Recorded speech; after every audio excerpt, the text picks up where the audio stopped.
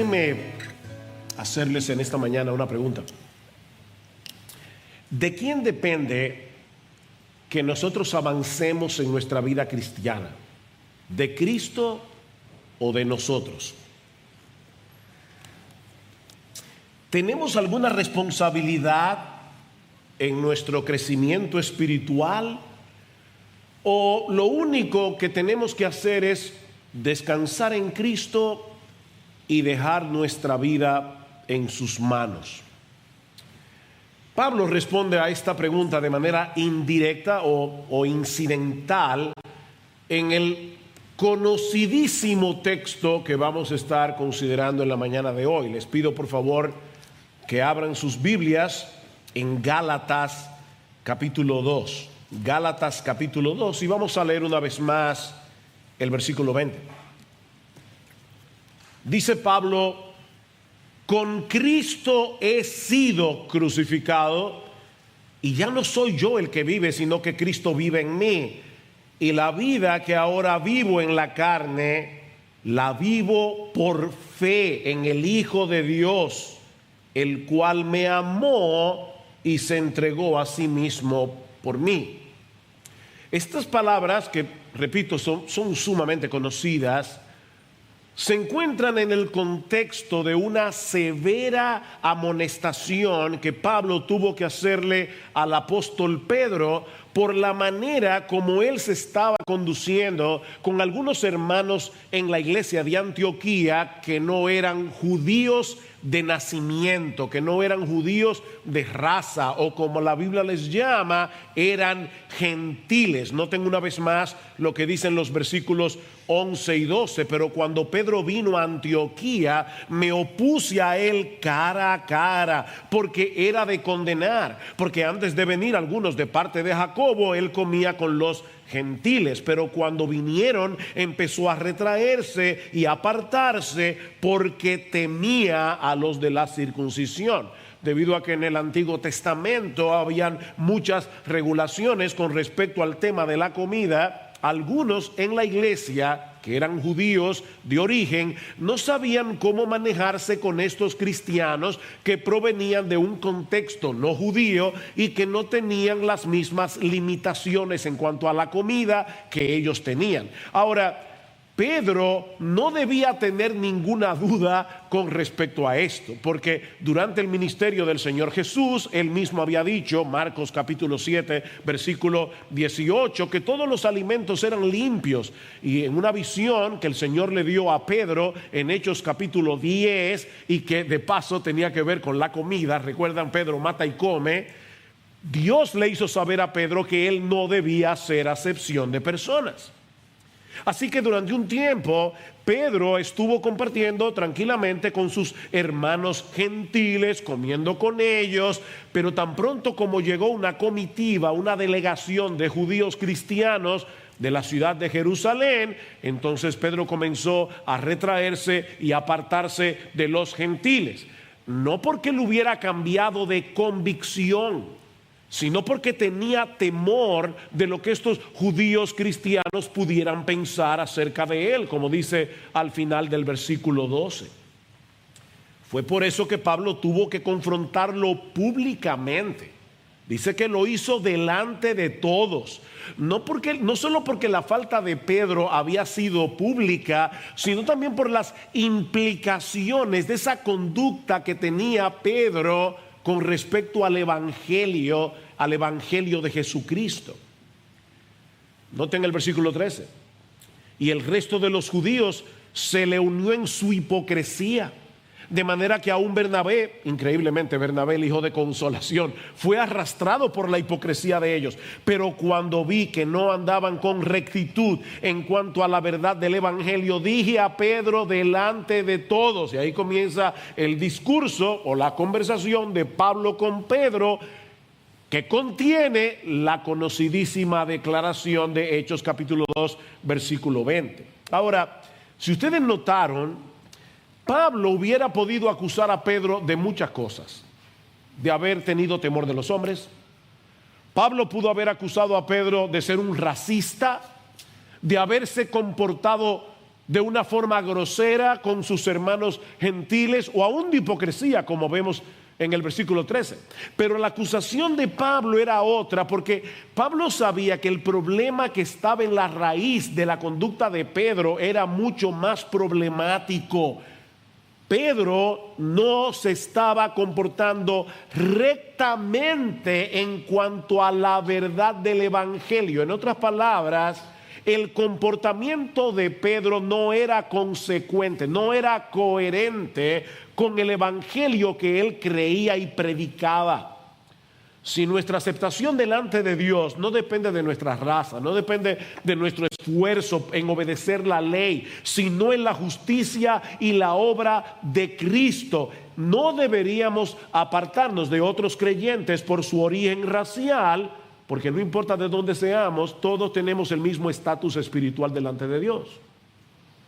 Más aún, Pablo quiere hacerle ver a Pedro y a todos nosotros que solo podemos vivir para Dios en santidad y obediencia cuando dejamos de tratar de obedecer la ley en nuestras propias fuerzas y descansamos por fe en la obra de Jesucristo. Noten el versículo 19, pues mediante la ley yo morí a la ley a fin de vivir para Dios. No es que yo morí a la ley para vivir como me dé la gana. Yo morí a la ley, por medio de la ley, a fin de poder vivir para Dios. En otras palabras, lo que Pablo está diciendo es algo como esto. Cuando yo finalmente me di cuenta que no podía llenar la medida de la exigencia de la ley, entonces morí a la ley como un medio de salvación. No como la norma que yo debo obedecer y a través de la cual yo debo conducirme. Pablo y todos nosotros morimos a la ley como un medio de salvación, dice él, y decidí confiar únicamente en Cristo. Y fue en ese momento, dice Pablo, que yo comencé a vivir para Dios, que realmente comencé a vivir para Dios. Y hermanos, esto no deja de ser sorprendente. Pablo está diciendo que las personas que se están tratando de ganar el favor de Dios a través de su esfuerzo personal, en realidad no están viviendo para Dios, están viviendo para ellos mismos. Ellos están, por su obediencia, alimentando su orgullo de forma religiosa. Ellos no están viviendo para Dios. Las personas que quieren salvarse por su obediencia, las personas que quieren salvarse por sus buenas obras, no están viviendo para Dios, están viviendo para ellos mismos. Ese es el contexto de la famosa declaración de Gálatas 2:20, que muchos conocemos de memoria, pero que todos necesitamos entender experimentalmente y saber cómo aplicarlo en nuestra vida cristiana. Así que mi oración al Señor en esta mañana ha sido que la familiaridad del texto no obstaculice que podamos entender y aplicar el texto. ¿Qué nos enseña Pablo en este conocido pasaje de Gálatas 2:20? Bueno, al menos tres cosas. Lo primero es que ya fuimos crucificados juntamente con Cristo si somos cristianos. Ya fuimos crucificados. Noten, hermanos, que esto no es una exhortación a cargar nuestra cruz y seguir a Cristo. Hay otros pasajes de la Biblia que nos dicen que si nosotros queremos seguir al Señor, debemos negarnos a nosotros mismos, debemos cargar con nuestra cruz cada día, matar el yo para vivir para Él, pero este texto no es una exhortación a hacer eso, es una descripción de una realidad. Pablo está describiendo una realidad, algo que ya sucedió. Yo he sido crucificado con Cristo. En el Nuevo Testamento se menciona esa misma idea con varios significados distintos que se complementan entre sí. Ahora, si tomamos en cuenta el contexto de la amonestación al apóstol Pedro, lo que Pablo parece estar diciendo aquí es que el fariseo santurrón, que había pasado gran parte de su vida tratando de salvarse por medio de la obediencia a la ley, había muerto.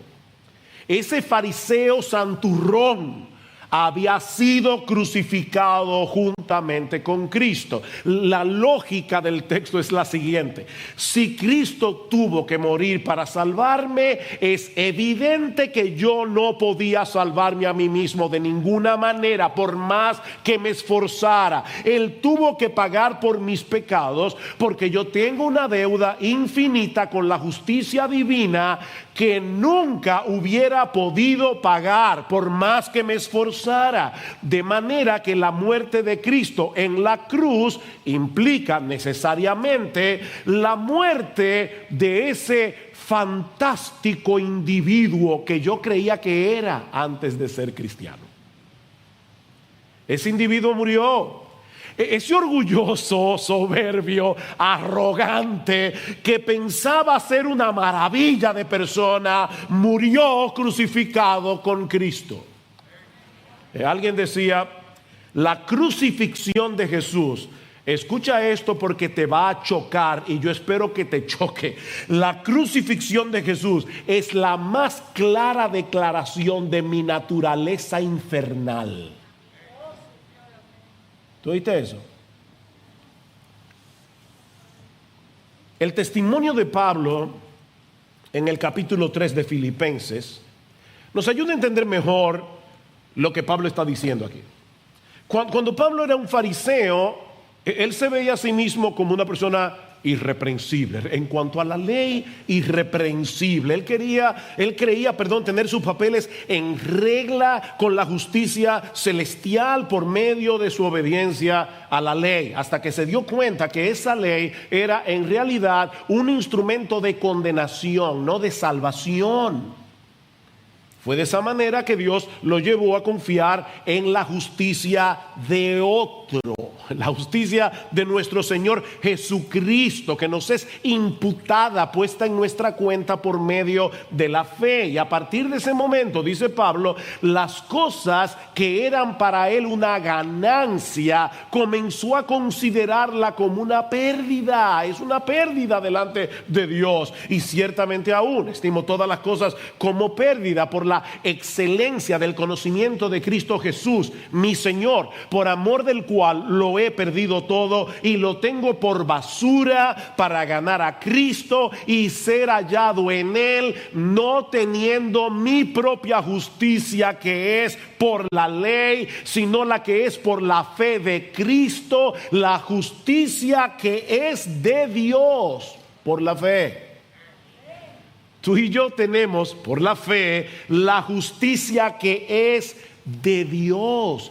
Pablo se dio cuenta de su pecaminosa insensatez de estar confiando en su propia justicia, y ahora se gozaba en poder aceptar como un regalo la justicia de Cristo por medio de la fe. Por eso alguien decía que un cristiano es alguien que ha muerto con Cristo, cuya obstinación ha sido quebrantada, cuyo descaro ha sido destrozado, cuyo corazón de piedra ha sido aplastado, cuyo orgullo ha sido destruido y cuya vida ahora está dominada por Jesucristo. Eso es un cristiano. No se trata simplemente de alguien que entiende intelectualmente: soy pecador, Cristo murió, yo debo confesar mis pecados y iré a Cristo. No, es mucho más, es más profundo que eso. Es alguien que ha sido aplastado para poder confiar únicamente en Jesús. Lo que nos lleva de la mano a la segunda enseñanza de nuestro texto, y es el hecho de que ahora tú y yo, si somos cristianos, tenemos una nueva vida que no es otra cosa que la vida de Cristo en nosotros. Tenemos una nueva vida que es la vida de Cristo. Versículo 20 otra vez. Con Cristo he sido crucificado y ya no soy yo el que vive, sino que Cristo vive en mí. Pregunta: ¿por qué este texto ha sido místicamente interpretado a través de toda la historia de la iglesia? Cristo vive en mí, yo no tengo nada que hacer, solo dejarme llevar. Está diciendo Pablo aquí que su personalidad quedó completamente anulada porque ahora Cristo vive en él. Por supuesto que no. De hecho, noten todas las veces que Pablo hace alusión a sí mismo en el texto. Y de hecho, si lo leyéramos desde el versículo 18, no lo voy a hacer por el tiempo, pero veríamos que Pablo hace un montón de alusiones personales. Pero no solamente el versículo 20. Con Cristo he sido. ¿Cuál es el pronombre tácito o sobreentendido? Yo. Con Cristo yo he sido crucificado. Y ya no soy yo el que vive, sino que Cristo vive en mí. Y la vida que ahora vivo yo en la carne, la vivo yo por fe en el Hijo de Dios, el cual me amó y se entregó a sí mismo por mí. Hay 7 alusiones a Pablo solamente en ese versículo. Así que Pablo no está diciendo que su vida desapareció ahora que era cristiano. Entonces, ¿qué significa esto? Varias cosas. Por un lado, lo que él está diciendo es que ahora vive una nueva vida que depende completamente de la justicia de Cristo y no de la suya propia. Eso es lo que él está diciendo. En lo que a Dios se refiere, dice Pablo, mi yo pecador, ese arrogante, soberbio, fariseo, santurrón, ya no existe. Ahora, puede ser que tú no seas o no hayas sido un santurrón. Puede ser que tú te mires atrás y digas, bueno, yo no era como Pablo, yo más bien vivía abiertamente en inmoralidad. Bueno, si tú eres cristiano, este texto también se aplica a ti. La deuda que teníamos con la justicia divina fue cancelada. ¿Sabes por qué? Porque el que hizo todas esas cosas ya no existe. Murió, fue crucificado. Mi hermano amado, piensa en la cosa más vergonzosa, la más vergonzosa que tú hayas hecho en tu vida. Si tú eres cristiano, esa deuda ya fue pagada en el Calvario. El individuo que hizo eso no existe más. Pero no solo eso. Lo glorioso de la salvación no consiste únicamente en el hecho de que ya no tenemos deudas pendientes en el tribunal de Dios. No, es más que eso. Yo puedo tener una deuda con el banco y si un amigo me la paga, ya no tengo deuda, pero ¿saben qué? Mi cuenta sigue en 0. Pero eso no fue lo que hizo Jesús. Lo que hizo Jesús fue cancelar nuestra deuda y al mismo tiempo poner en nuestra cuenta su justicia perfecta, de tal manera que ahora Dios nos ama. Y otra vez escucha esto con suma atención: Dios nos ama como si tú y yo hubiéramos vivido la misma vida que vivió Jesús. Cristo vive en mí. Juan Bunyan, el famoso predicador bautista del siglo XVII, autor del Progreso del Peregrino, dice lo siguiente: es como si cada creyente poseyera un espejo mágico. En una de las caras del espejo es simplemente un espejo regular. Si nos miramos a nosotros mismos en esa cara, nos vemos tal cual somos, con manchas, verrugas y todo arrugados. Pero en el otro lado está la imagen del propio Hijo de Dios, y cuando Dios nos mira, Él nos ve desde el lado donde está plasmada la imagen de su Hijo. Miren, hermanos, sí, yo sé que somos gente ordenada, civilizada, pero de verdad, miren, eso es como para saltar de la silla. Cuando Dios te ve, Él ve a Jesús, porque tu vida está escondida en Él. Él ve a Jesús. Pero todavía hay algo más envuelto en esa expresión: Cristo vive en mí. Y es el hecho de que nosotros ahora tenemos un nuevo yo, una nueva vida que es guiada y energizada por el Espíritu de Cristo que mora en nosotros. Ya no vivo yo, mas Cristo vive en mí. O sea, todavía tenemos un yo que piensa, un yo que actúa, un yo que decide. Tú no fuiste anulado. Pero es un nuevo yo en el que mora el Espíritu de Cristo. Cuando yo pienso, razono, soy yo que pienso y razono. Cuando yo decido algo, soy yo que lo decide. Cuando yo actúo, soy yo el que actúa. Por eso Pablo dice: lo que ahora vivo en la carne, es decir, en este cuerpo de carne, en esta existencia terrenal, soy yo el que vive, pero estoy viviendo una nueva vida. Cristo vive en mí por su Espíritu, de manera que ahora puedo vivir para Dios. No olviden el contexto. Por la ley, yo morí a la ley para poder vivir para Dios. Es lo mismo que Pablo dice en Romanos capítulo 7 versículo 4, en esa analogía que él hace del matrimonio. Pablo dice: así también vosotros, hermanos míos, habéis muerto a la ley mediante el cuerpo de Cristo, para que seáis de otro, del que resucitó de los muertos, a fin de que llevemos frutos para Dios. No es para que tú vivas como tú quieras, es para que demos frutos para Dios. Mis hermanos, nosotros podemos vivir la vida cristiana porque Cristo hizo de nuestro cuerpo su morada. Cristo hizo de nuestro cuerpo su templo. Cristo habita en nosotros por su Espíritu, y eso implica muchas cosas. Escuchen lo que dice Pablo más adelante en la misma carta a los Gálatas, Gálatas capítulo 4 versículo 6. Y porque sois hijos, Dios ha enviado el Espíritu de su Hijo a nuestros corazones, clamando: Abba, Padre. Mi hermano, ¿por qué somos movidos a venir a Dios clamando con la confianza de un hijo cuando estamos en medio de una dificultad? No es una oración ritualista, mecánica: Padre nuestro que estás en los cielos, santificado sea tu nombre. No, es un hijo que viene clamando a su papá, a su padre. ¿Qué es lo que nos mueve a venir a Dios con esa confianza? Pablo dice: bueno, el hecho de que ahora tenemos en nosotros el Espíritu de su Hijo, y por eso confiamos y clamamos como hijos. El Espíritu de Cristo nos lleva a hacer eso.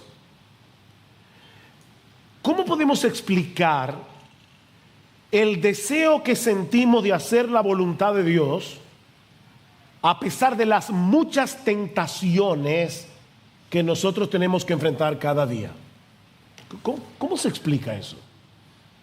Cristo vive en mí.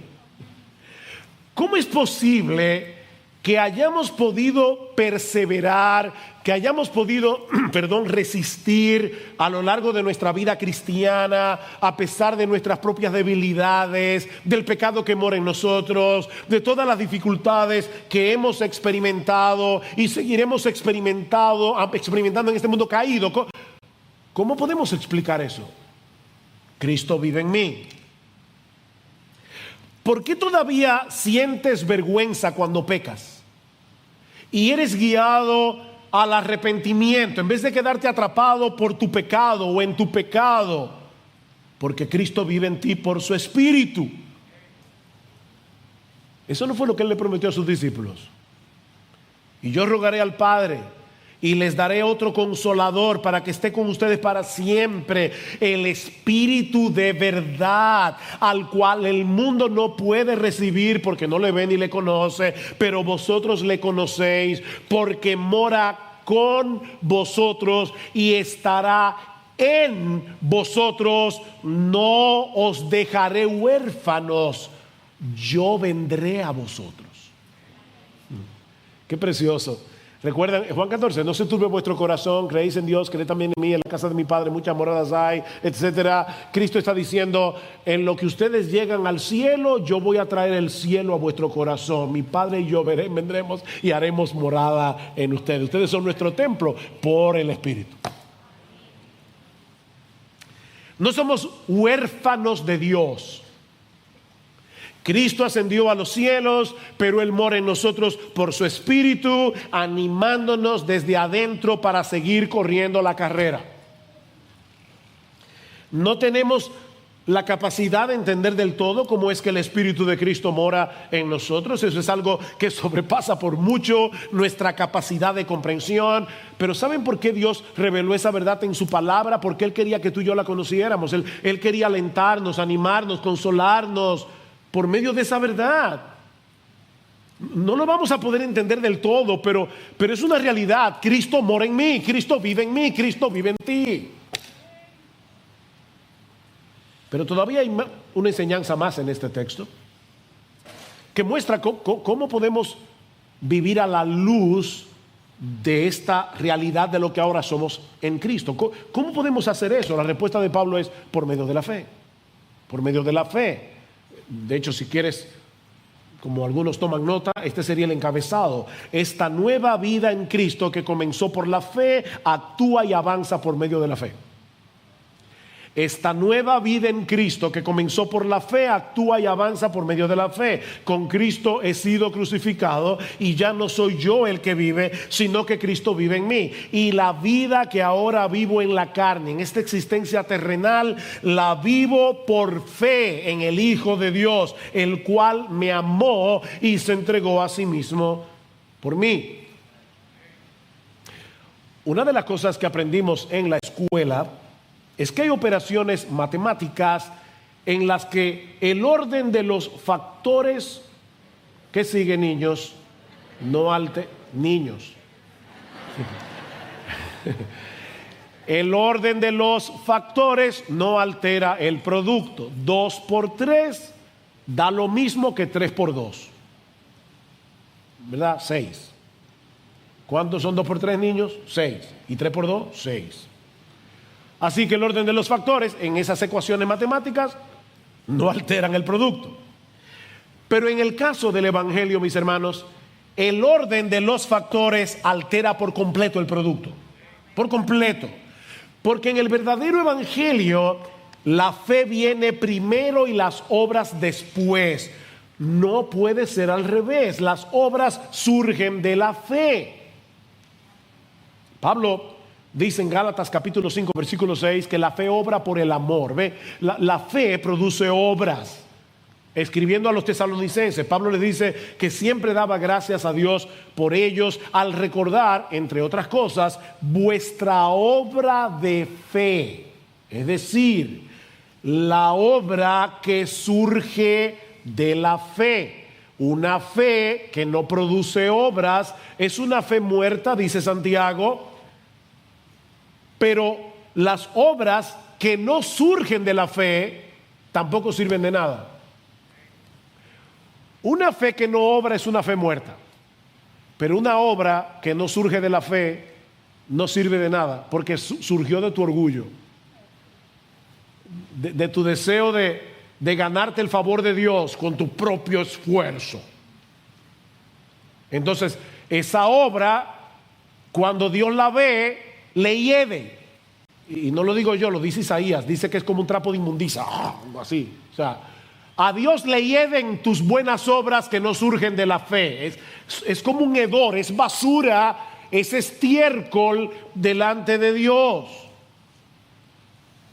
Tiene que haber fe y tiene que haber obras, pero tiene que ser en ese orden.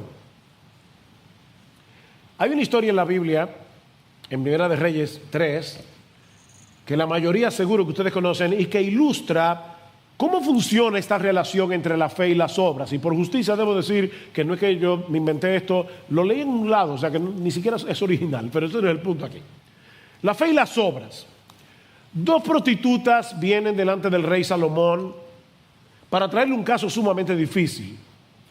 Resulta que las 2 tenían un hijo, pero a medianoche una de las 2 despierta y se da cuenta que su hijo está muerto.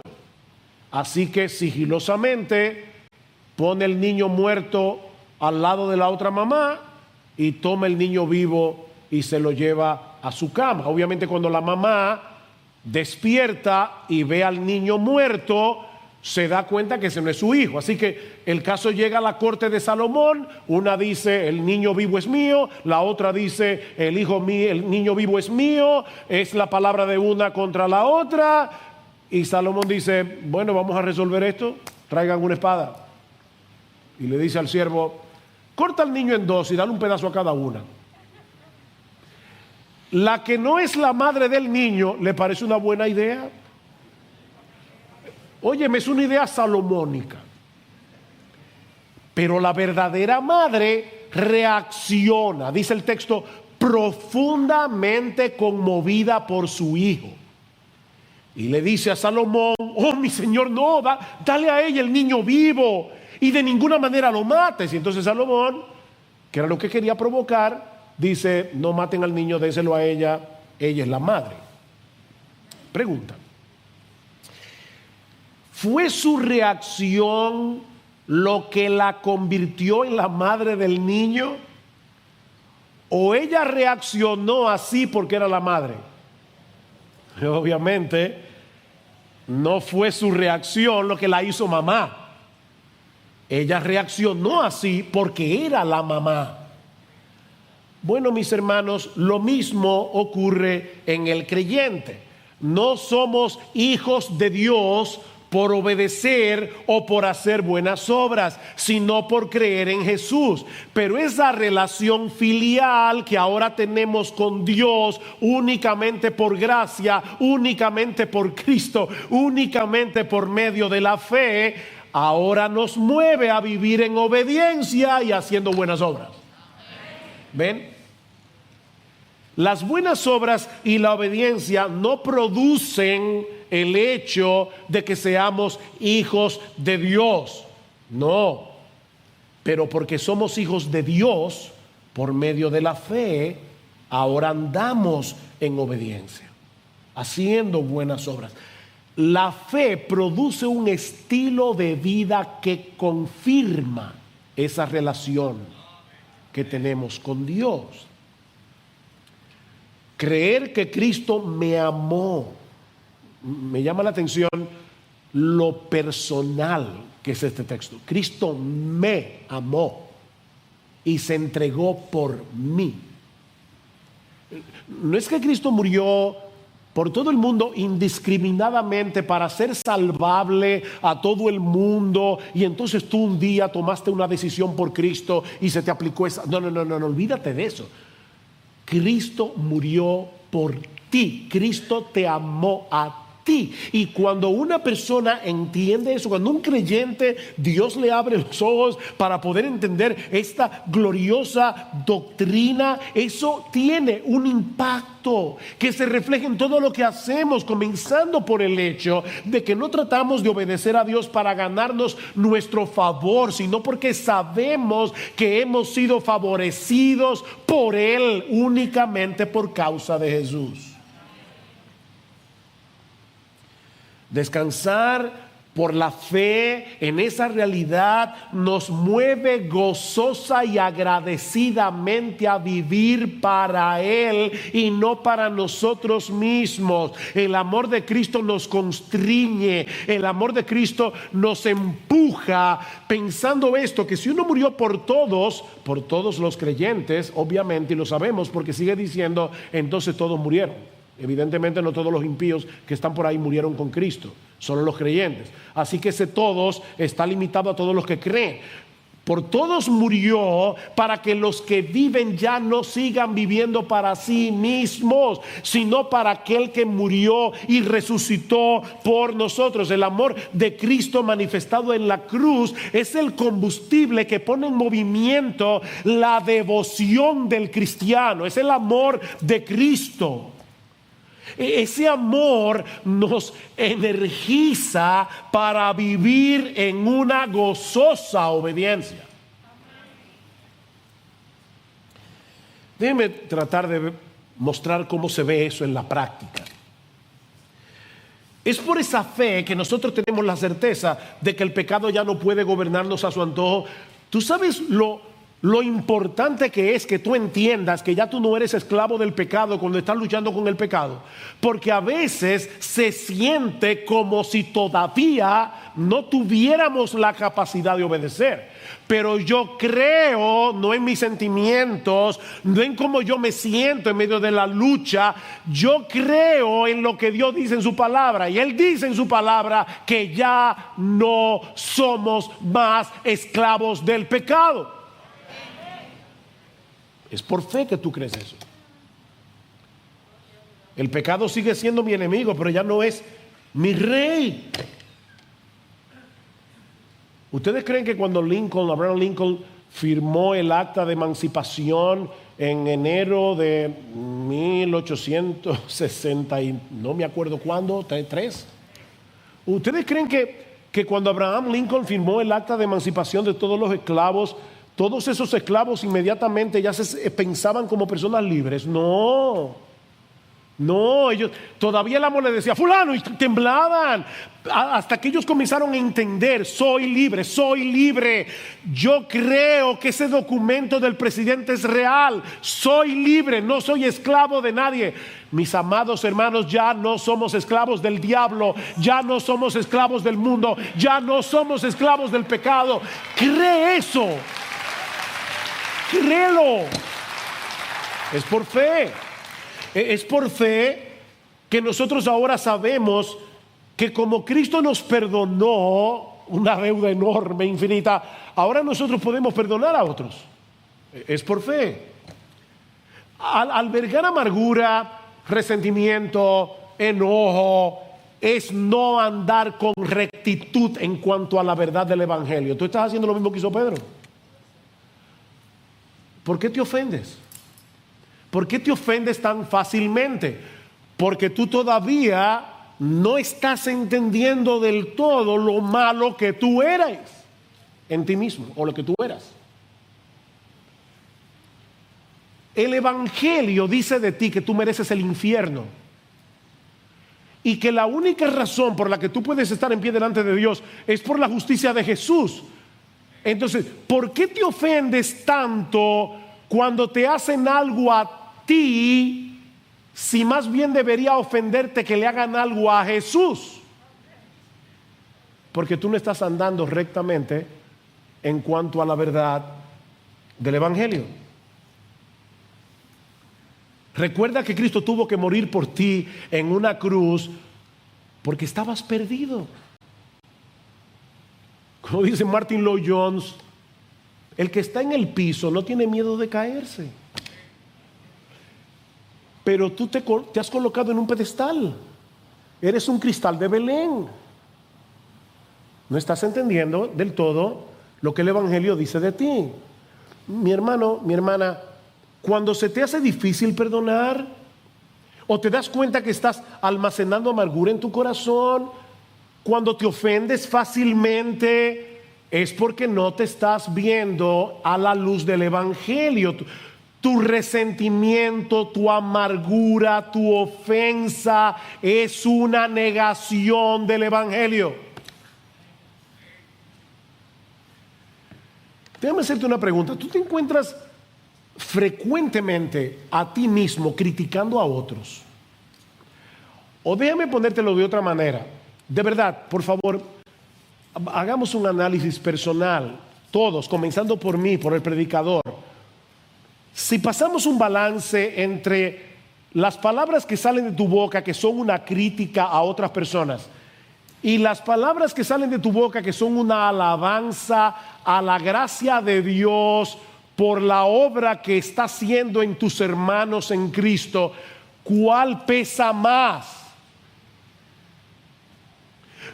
¿Cree lo que sea que Pablo pudiera dar gracias en todas sus cartas, hasta la de los Corintios? La gracia de Dios que él veía en esos hermanos. El hipercriticismo es negar la verdad del Evangelio. Eso quiere decir que tú te estás viendo superior. La razón por la que tú criticas es porque obviamente las personas a las que tú criticas están por debajo de ti. Si tú eres un criticón, tú no te conoces. O por lo menos tú no entiendes lo que Dios pensaba de ti cuando tú no eras cristiano. Tú no te estás viendo a la luz del Evangelio. Porque de verte a la luz del Evangelio tendrías más cuidado. Y yo no estoy aquí diciendo que no debemos juzgar. Escuchen la prédica del pastor Marco, fue muy buena con respecto a ese tema. Yo no tengo que aclarar eso, porque aquí ya se predicó de eso.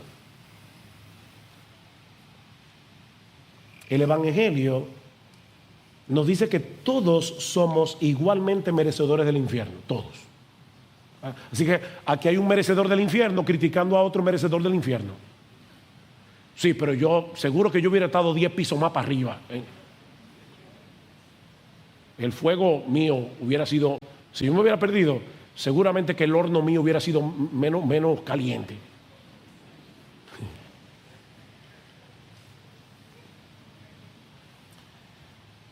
Todos tenemos en nuestra cuenta la justicia perfecta de Jesús. ¿Por qué tú no eres capaz de ver la gracia de Dios actuando en la vida de otro? Por sus defectos. Bueno, no hemos sido glorificados, pero ¿y qué de los tuyos? Es por fe que nosotros podemos dedicarnos a servir a otros, movidos por la gratitud de lo que Cristo hizo por nosotros de pura gracia.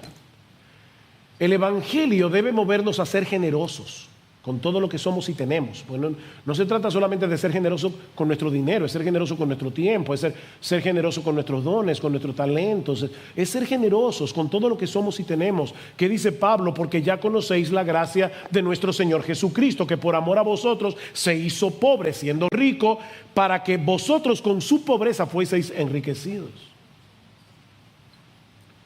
Y así pudiéramos de verdad multiplicar los ejemplos para demostrar que todo lo que hace el cristiano y que tiene verdadero valor delante de Dios es porque eso emanó de la fe. Si no, no tiene valor. Mi hermano, ¿por qué tú viniste a la iglesia hoy? ¿O pastor es domingo? O sea, ¿tú viniste a la iglesia hoy porque esa es tu costumbre? ¿Porque los pastores dicen que los domingos hay que congregarse? ¿O tú viniste porque tú de verdad crees por la fe que tu Salvador se va a hacer presente aquí? Porque tú crees que Cristo, tu Salvador, te ha convocado. Él te ha convocado para congregarte en su presencia, para adorarle junto a su pueblo.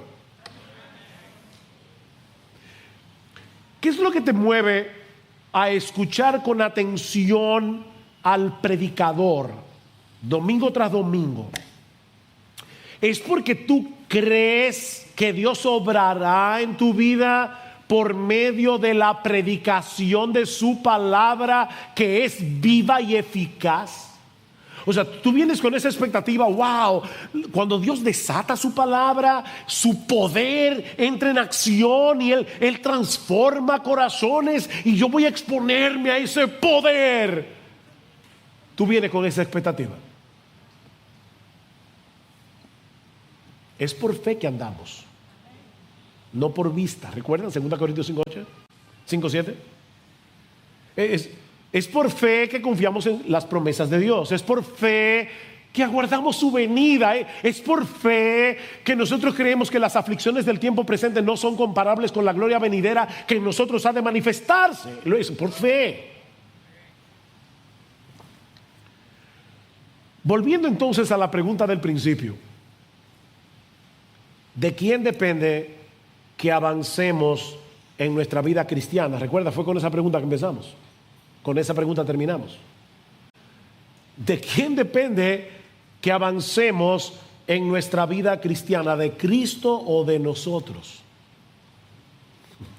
Respuesta: depende de la obra de Cristo por nosotros y de su vida en nosotros, que nos capacita para poder obrar en fe, viviendo para Dios en una gozosa gratitud por todo lo que Él ha hecho a nuestro favor de pura gracia. ¿Se entendió? Te lo repito. Depende de la obra de Cristo por nosotros y de su vida en nosotros por su Espíritu, que nos capacita para poder obrar en fe, viviendo para Dios en una gozosa gratitud por todo lo que Él nos ha dado de pura gracia. ¿Ves? Dios no te ha anulado, eres tú el que piensas, el que razona, el que ve las implicaciones de las doctrinas bíblicas, el que toma decisiones, eres tú. Pero si no fuera por la obra de Cristo por ti y la vida de Cristo en ti, tomarías malas decisiones todo el tiempo. Eres tú el que tienes que decidir venir este viernes a la charla de matrimonios. Señor, yo creo que tu palabra va a ser predicada, que mi matrimonio necesita escuchar eso y por lo tanto yo voy a estar aquí este viernes. Claro, si cae una bomba atómica o un misil en tu casa, no, pero o tienes COVID, te enfermo, lo que sea, no venga, no hay problema. Pero Señor, yo necesito eso. La Biblia dice que debemos animarnos unos a otros y definitivamente en estos tiempos hay mucho desaliento. Déjame aprender cómo hacerlo viniendo a la charla del pastor Chansky. Por fe. No para que después los pastores no me miren mal. Que no te vamos a mirar mal. De paso. Pero es como, ok, Señor, yo necesito eso. Ay, pero que el viernes. Bueno, el que tiene que tomar la decisión de no acomodarse tanto eres tú. El que tienes que tomar la decisión de pararte de ese estupor, de esa pereza espiritual y hacer lo que tienes que hacer. No, óyeme, no se te va a cortar un brazo porque vengas el viernes en la noche y el sábado. Y el domingo, sí, el domingo.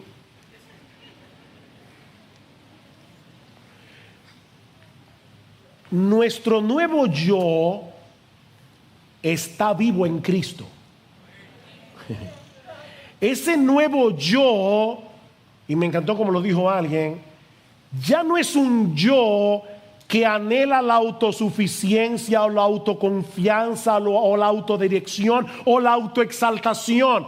El nuevo yo aparta la mirada de sí mismo y confía en el Hijo de Dios, cuyo amor y poder fueron probados en el Calvario. Desde el momento en que te despiertas por la mañana hasta el momento en que te duermes por la noche, el nuevo yo de la fe se desespera de sí mismo y huye hacia Cristo en busca de protección y motivación, coraje, dirección y capacidad para caminar en gozo, paz y justicia. Eso es la vida cristiana en la práctica. Oye, es vivir por fe desde que abres tus ojos, porque no se puede vivir de otra manera. Esa nueva vida no anula nuestro yo, pero ese nuevo yo depende del Espíritu de Cristo en todo, para que Él reciba toda la gloria. Y si tú estás aquí en esta mañana tratando de ganarte tu salvación por medio de tu esfuerzo personal, escucha lo que sigue diciendo Pablo en el versículo 21: no hago nula la gracia de Dios, porque si la justicia viene por medio de la ley, entonces Cristo murió en vano. Tú estás haciendo nula la gracia de Dios. ¿Qué sentido tiene la muerte de Cristo en la cruz si hubiéramos podido salvarnos a nosotros mismos? La muerte de Cristo habría sido en vano. La muerte de Cristo habría sido una tragedia. Alguien lo ilustra de esta manera: imagínate que tu casa se está quemando, pero tanto tú como tu familia pudieron escapar a tiempo. Entonces de repente viene alguien y se acerca y te dice: déjame mostrarte cuánto yo te amo, y se arroja al fuego y se quema. Eso sería una locura, porque ya tú estabas a salvo. Pero ¿Qué pasaría si todavía estuvieras atrapado en tu casa, sin ninguna posibilidad de poder escapar de aquel infierno? Y desde afuera escuchas una voz que te grita: no te preocupes, que yo te amo lo suficiente como para dar mi vida por ti. Y de inmediato esa persona penetra a través de las llamas, se convierte en un escudo humano, te salva la vida, pero él muere carbonizado. Entonces no tendrías ninguna duda del amor de esa persona por ti. Eso fue lo que hizo Jesús. Él se lanzó a las llamas para que tú pudieras escapar.